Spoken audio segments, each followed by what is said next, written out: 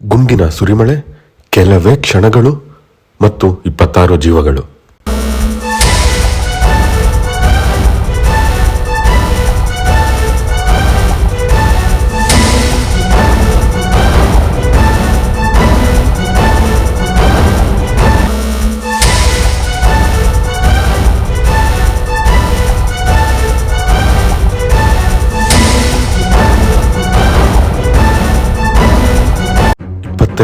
April 2025. ಆ ದಿನ ಪಹಲ್ಗಾಮ್ನಲ್ಲಿ ನಡೆದ ಭಯೋತ್ಪಾದಕ ದಾಳಿ ಕೇವಲ ಒಂದು ದಾಳಿಯಾಗಿರಲಿಲ್ಲ. ಅದು ಭಾರತದ ಭದ್ರತಾ ವ್ಯವಸ್ಥೆಗೆ ಎಸೆದ ಸವಾಲಾಗಿತ್ತು.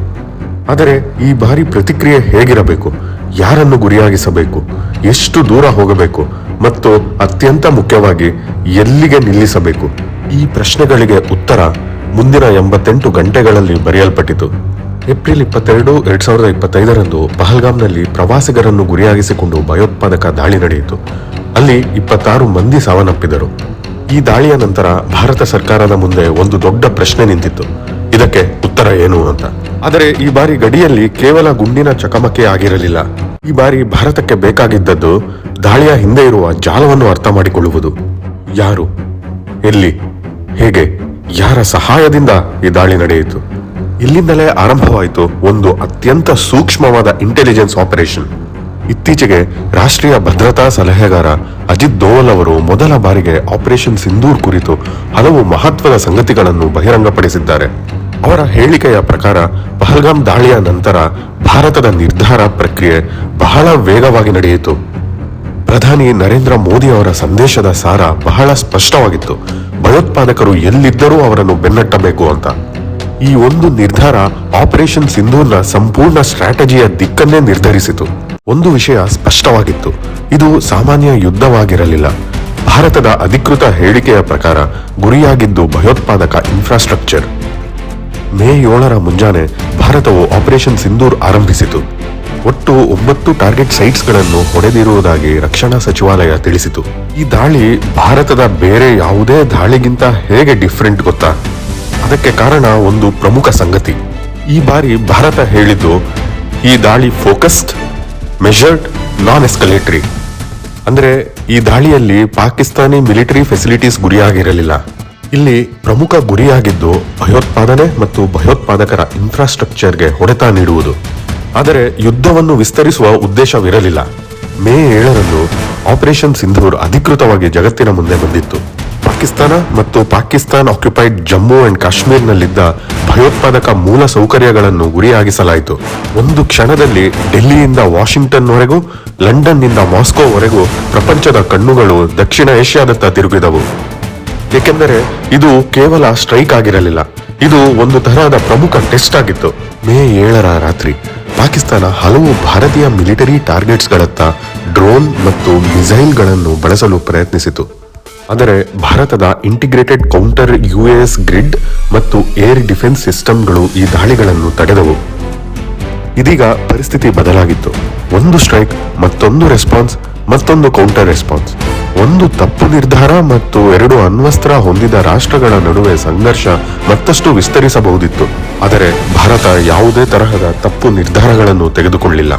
ಹಾಗಾದರೆ ಭಾರತ ಮುಂದೆ ಏನು ಮಾಡಿತು? ಇದು ಕೇವಲ ಒಂದು ರಾತ್ರಿ ನಡೆದ ಆಪರೇಷನ್ ಆಗಿರಲಿಲ್ಲ. ಅಜಿತ್ ದೋವಲ್ ರವರ ಇತ್ತೀಚಿನ ವಿವರಣೆಯ ಪ್ರಕಾರ ಆಪರೇಷನ್ ಸಿಂಧೂರ್ ಸುಮಾರು 88 ಗಂಟೆಗಳ ಮಿಲಿಟರಿ ಆಪರೇಷನ್ ಆಗಿತ್ತು. ಅಂದ್ರೆ 88 ಗಂಟೆಗಳ ಕಾಲ intelligence, surveillance, decision making, military response, diplomatic pressure ಮತ್ತು ಎಸ್ಕಲೇಷನ್ ಕಂಟ್ರೋಲ್, ಇವೆಲ್ಲವನ್ನು ಅತ್ಯಂತ ಸಮರ್ಥವಾಗಿ ಮಾಡಿದ್ದು ನಮ್ಮ ಇಂಡಿಯನ್ ಆರ್ಮಿ ಮತ್ತು ಅಜಿತ್ ದೋವಲ್. ಯುದ್ಧದಲ್ಲಿ ಮಿಸೈಲ್ ಲಾಂಚ್ ಮಾಡುವುದು ಮಾತ್ರ ಕಷ್ಟವಲ್ಲ, ಯಾವ ಕ್ಷಣದಲ್ಲಿ ಯುದ್ಧ ನಿಲ್ಲಿಸಬೇಕು ಎಂದು ನಿರ್ಧರಿಸುವುದು ಅಷ್ಟೇ ಕಷ್ಟ. ಇತ್ತೀಚಿನ ಸಂದರ್ಶನದಲ್ಲಿ ಅಜಿತ್ ದೋವಲ್ ಅವರು ಹೇಳಿದ ಒಂದು ಮಾತು ಈ ಸಂಪೂರ್ಣ ಆಪರೇಷನ್ನ ಸ್ಟ್ರಾಟಜಿಕ್ ಫಿಲಾಸಫಿಯನ್ನು ಅರ್ಥ ಮಾಡಿಕೊಳ್ಳಲು ಸಹಾಯ ಮಾಡುತ್ತೆ. ಅವರು ಹೇಳಿದ್ದು, ಭಾರತದ ಉದಾರತೆ ಮತ್ತು ಸಹನೆಯನ್ನು ದೌರ್ಬಲ್ಯವೆಂದು ಯಾರೂ ಭಾವಿಸಬಾರದು ಅಂತ. ಇದು ಕೇವಲ ಒಂದು ಸ್ಟೇಟ್ಮೆಂಟ್ ಅಲ್ಲ, ಇದು ಭಾರತ ಹೇಗೆ ಯುದ್ಧವನ್ನು ನೋಡುತ್ತೆ ಎನ್ನುವುದರ ಹೊಸ ಭಾಷ್ಯ. ಇದರರ್ಥ ಭಾರತ ಮೊದಲು ಹೊಡೆಯಲು ಬಯಸುವುದಿಲ್ಲ, ಆದರೆ ಭಾರತದ ಮೇಲೆ ದಾಳಿ ನಡೆದರೆ ಅದರ ಬೆಲೆ ಕಟ್ಟಿಸದೆ ಬಿಡುವುದಿಲ್ಲ ಅಂತ. ಇದೇ ಆಪರೇಷನ್ ಸಿಂಧೂರ್ನ ಅತ್ಯಂತ ದೊಡ್ಡ ಮೆಸೇಜ್. ಮತ್ತು ಇಲ್ಲಿ ಬಹಳ ಮುಖ್ಯವಾಗಿ ಗಮನಿಸಬೇಕಾದ ವಿಚಾರ ಅಂದರೆ ಆಪರೇಷನ್ಗೆ ಸಿಂಧೂರ್ ಎಂಬ ಹೆಸರು ಹೇಗೆ ಬಂತು ಅಂತ. ಈ ಹೆಸರಿನ ಹಿಂದೆ ಒಂದು ಆಳವಾದ ಭಾವನಾತ್ಮಕ ಸಂಕೇತವಿದೆ. ಪಹಲ್ಗಾಮ್ನಲ್ಲಿ ಭಯೋತ್ಪಾದಕರು ಅನೇಕ ಕುಟುಂಬಗಳನ್ನು ಬಲಿ ಪಡೆದರು. ಗಂಡಂದಿರನ್ನು ಕಳೆದುಕೊಂಡ ಮಹಿಳೆಯರು, ತಂದೆಯನ್ನು ಕಳೆದುಕೊಂಡ ಮಕ್ಕಳು, ಮನೆಗೆ ಮರಳದವರಿಗಾಗಿ ಕಾಯುತ್ತಿದ್ದ ಕುಟುಂಬಗಳು. ಸಿಂಧೂರ್ ಭಾರತೀಯ ಸಂಸ್ಕೃತಿಯಲ್ಲಿ ವೈವಾಹಿಕ ಬಂಧದ ಸಂಕೇತ. ಆದ್ದರಿಂದ ಈ ಆಪರೇಷನ್ನ ಹೆಸರು ಕೇವಲ ಮಿಲಿಟರಿ ಕೋಡ್ ನೇಮ್ ಆಗಿ ಕಾಣಿಸಲಿಲ್ಲ, ಅದು ಕಳೆದುಕೊಂಡ ಜೀವಗಳಿಗೆ ಉತ್ತರದ ಒಂದು ಸಂಕೇತವಾಯಿತು. ಆದರೆ ಈ ಯುದ್ಧ ಕೇವಲ ಗಾಳಿಯಲ್ಲಿ ನಡೆಯಲಿಲ್ಲ. ಒಂದು ಕಡೆ ಮಿಸೈಲ್ಸ್, ಇನ್ನೊಂದು ಕಡೆ ಡ್ರೋನ್ಸ್, ಮತ್ತೊಂದು ಕಡೆ ಇಂಟೆಲಿಜೆನ್ಸ್, ಅದರ ಜೊತೆಗೆ ಡಿಪ್ಲೊಮೆಸಿ ಮತ್ತು ಇನ್ಫಾರ್ಮೇಶನ್ ವಾರ್.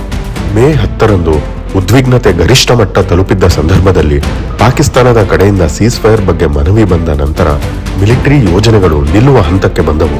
ಇಲ್ಲಿ ಮತ್ತೆ ಒಂದು ಪ್ರಶ್ನೆ ಬರ್ಬೋದು, ಭಾರತ ಇನ್ನೂ ಈ ಅಟ್ಯಾಕ್ ಮುಂದುವರಿಸಬಹುದಿತ್ತೆ ಅಂತ. ಆದರೆ ಸ್ಟ್ರಾಟಜಿಕ್ ವಿಕ್ಟರಿ ಅಂದ್ರೆ ಎದುರಾಳಿಯನ್ನು ಸಂಪೂರ್ಣವಾಗಿ ನಾಶ ಮಾಡುವುದು ಅಲ್ಲ. ನಿಮ್ಮ ಆಬ್ಜೆಕ್ಟಿವ್ ಸಾಧಿಸಿದ ನಂತರ ಎಸ್ಕಲೇಷನ್ ಅನ್ನು ನಿಯಂತ್ರಿಸುವ ಸಾಮರ್ಥ್ಯವೂ ಅಷ್ಟೇ ಮುಖ್ಯ. ಆಪರೇಷನ್ ಸಿಂಧೂರ್ನ ಕಥೆಯನ್ನು ಕೇವಲ ಭಾರತ ದಾಳಿ ಮಾಡಿತು ಎಂದು ಹೇಳಿದರೆ ಕಥೆಯ ಅರ್ಧ ಭಾಗ ಮಾತ್ರ ಹೇಳಿದಂತಾಗುತ್ತೆ. ಆಪರೇಷನ್ ಸಿಂಧೂರ್ ಒಂದು ಸ್ಟ್ರಾಟಜಿಕ್ ಮೆಸೇಜ್ ಆಗಿತ್ತು ಮತ್ತು ಅಜಿತ್ ದೋವಲ್ ಅವರ ಇತ್ತೀಚಿನ ಮಾತುಗಳಲ್ಲಿ ಈ ಮೆಸೇಜ್ ಇನ್ನಷ್ಟು ಸ್ಪಷ್ಟವಾಗಿದೆ. ಭಾರತ ರಿಸ್ಕ್ ತೆಗೆದುಕೊಳ್ಳಬಲ್ಲದು ಮತ್ತು ಪರಿಣಾಮ ಏನೇ ಇರಲಿ ಅಗತ್ಯವಿದ್ದರೆ ಕಠಿಣವಾಗಿ ಉತ್ತರಿಸಬಹುದು ಕೂಡ. ಆಪರೇಷನ್ ಸಿಂಧೂರ್ 88 ಗಂಟೆಗಳ ಕಾಲ ನಡೆದಿರಬಹುದು, ಆದರೆ ಅದರ ನಿಜವಾದ ಪ್ರಶ್ನೆ ಇನ್ನೂ ದೊಡ್ಡದು. ಭಾರತದ ಸಹನೆಯನ್ನು ಇನ್ನು ಮುಂದೆ ಯಾರಾದರೂ ದೌರ್ಬಲ್ಯವೆಂದು ಭಾವಿಸಿದರೆ ಬಹುಶಃ ಇತಿಹಾಸವೇ ಅದಕ್ಕೆ ಉತ್ತರ ನೀಡಲಿದೆ. ಈ ಮಾಹಿತಿ ನಿಮಗೆ ಇಷ್ಟ ಆಗಿದ್ರೆ ಲೈಕ್, ಶೇರ್ ಮತ್ತು ಸಬ್ಸ್ಕ್ರೈಬ್ ಕೂಡ ಮಾಡಿ. ಧನ್ಯವಾದಗಳು. ಜೈ ಹಿಂದ್, ಜೈ ಕರ್ನಾಟಕ.